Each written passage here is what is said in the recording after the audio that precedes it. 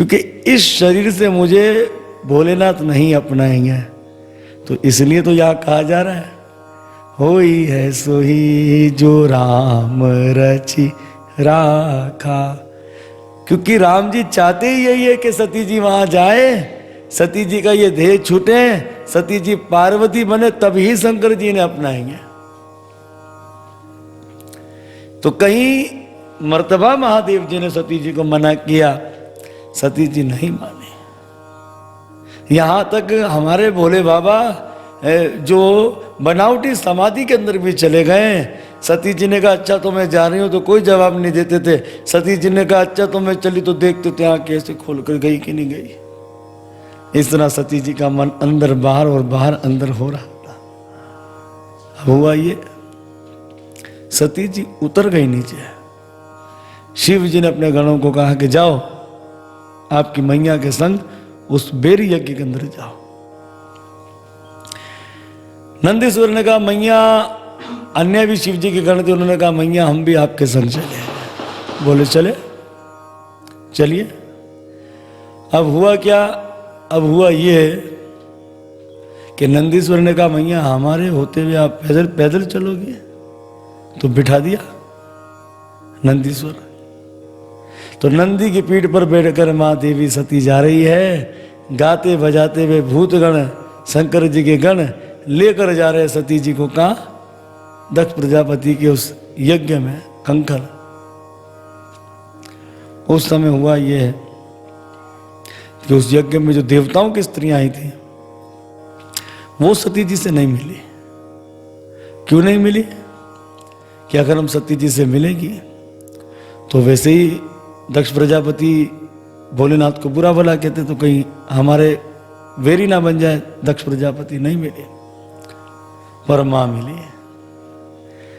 साधर भले ही मिली एक माता, साधर भले ही मिली एक माता, भगनी मिली बहुत मुस्काता, भगनी मिली बहुत मुस्काता, साधर भले ही मिली एक माता। मां मिली। मां ने कहा बेटी तेरी ही राह देख रही थी, तू आ गई, अब तो मेरे कलेजे को ठंडक हो गई है। बहनें मिली। इतने में दक्ष आ गया।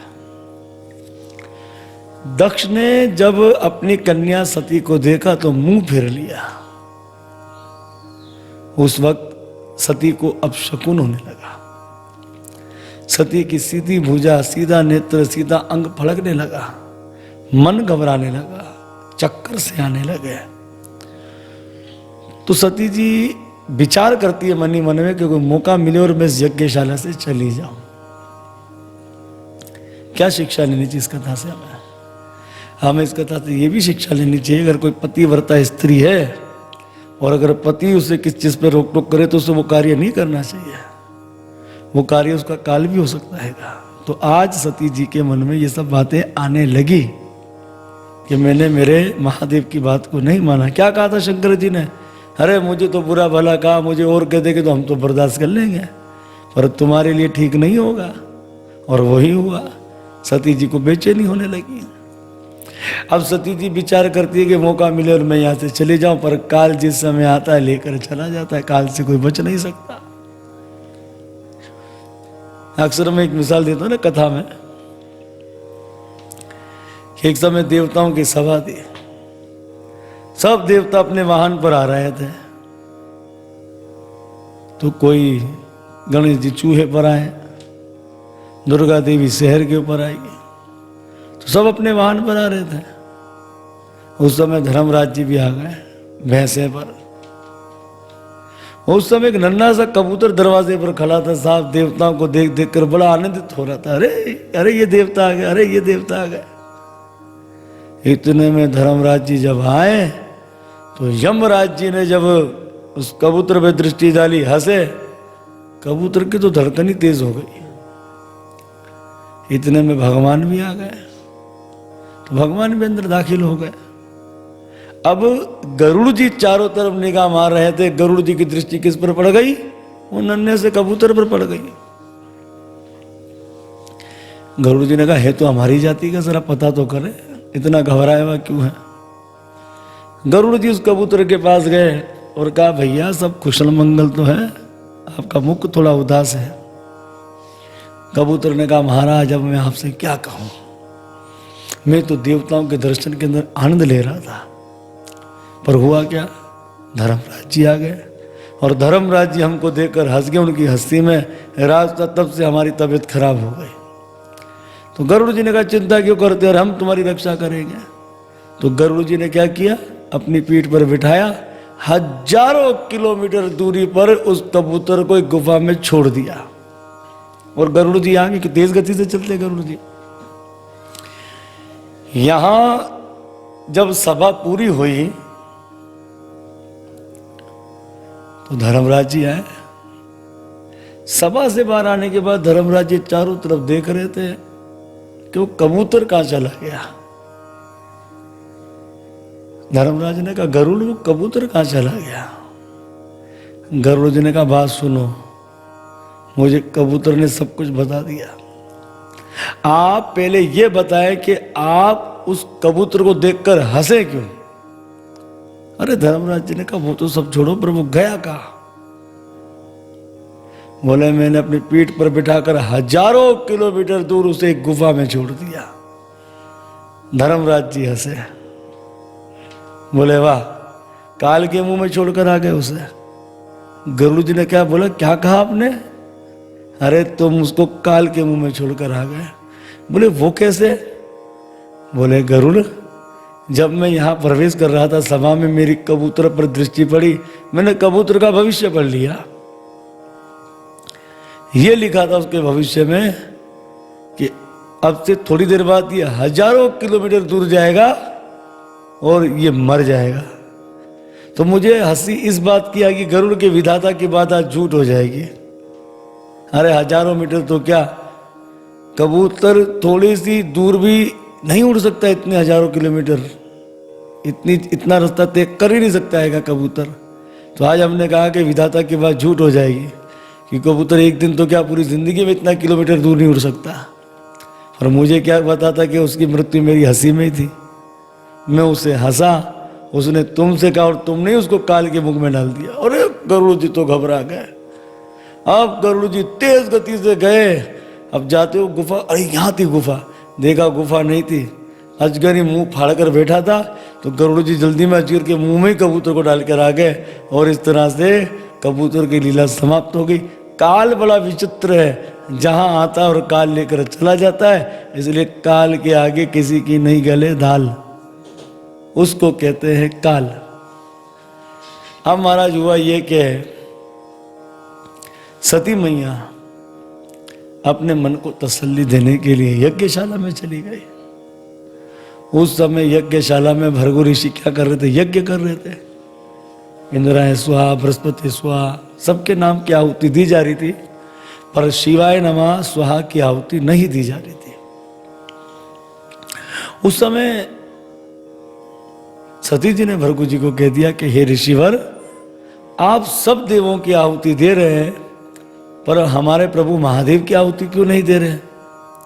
तो उस समय भृगु तो कुछ नहीं कहे, कौन बोल उठे, दक्ष आ गए। दक्ष ने कहा, देवताओं का यज्ञ भूत प्रेतों का थोड़ी है, हमने तो उनका यज्ञ में भाग बंद कर दिया। अब तो सती देवी की आंखें लाल हो गई क्रोध से। सती जी ने कहा, पिताजी आप महादेव की महानता को नहीं जानते हैं, सत्यम शिवम सुंदरम है, आप उनकी महिमा को नहीं जानते हैं। उनका कोई शत्रु नहीं है, वो तो शिव की खान है। हे पिताजी, शास्त्रों का प्रमाण है, जो आपके मित्र की निंदा करे उसकी जीवा को काट देना चाहिए, और अगर जीवा को नहीं काट सकते तो वहां से कान में उंगली डालकर चले जाना चाहिए। तो मैं आपकी जीवा तो नहीं काट सकती, आप मेरे जन्मदाता हो, और कान में उंगली डालकर भी नहीं जा सकती, क्योंकि आप मेरे स्वामी महादेव के वेरी हो।